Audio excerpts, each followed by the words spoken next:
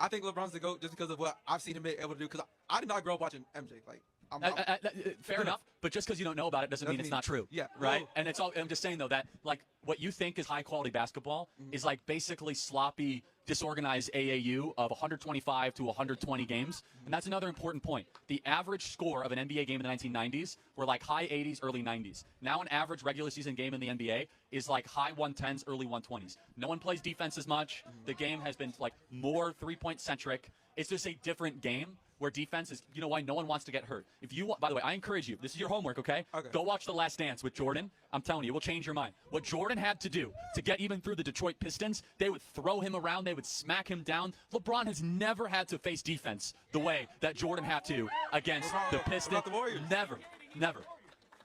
Jordan had competition that no one else had. Jordan played against Magic Johnson.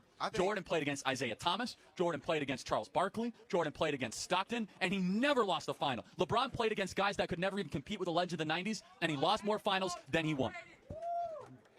I think LeBron played against a lot greater. I think LeBron played against a lot greater players than Jordan had to play against.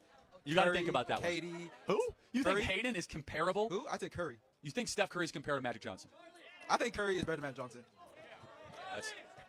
That's a different planet. Yeah. Because here's why, and I'll just close with it. I don't take any NBA seriously post like 2012, 2013. The game has descended into sloppiness, ratings-driven, really a China-appeasing model of the game. China, by the way, the NBA has configured all the China. It's rebroadcast there through all their money. They like high points, three-point shooting, and players. If you go watch the '90s NBA, it was players diving on the floor. They bloody themselves up. They get in fights all the time.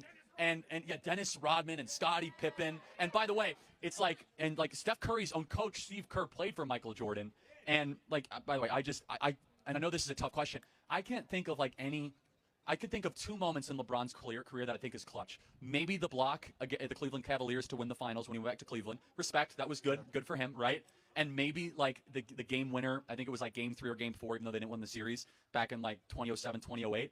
But like Michael Jordan has the most legendary clutch performances of any player in the history of the game. We're talking about like the game winner in Game 6 against Cleveland, or what he did against the Utah Jazz to cap off his career. And I'll close with this. You know how you are the GOAT? You're the GOAT when you don't have to keep on playing till you're 40 and get your kid some sort of special job just because you're a billionaire. That's how you know you're the GOAT. You're the GOAT where you're like, I just won 6. Thanks so much. I'm retiring. Thanks for playing. The GOAT knows he's the greatest, and he doesn't have to keep on playing to prove it. Right. Thanks, Jerome. You're the best.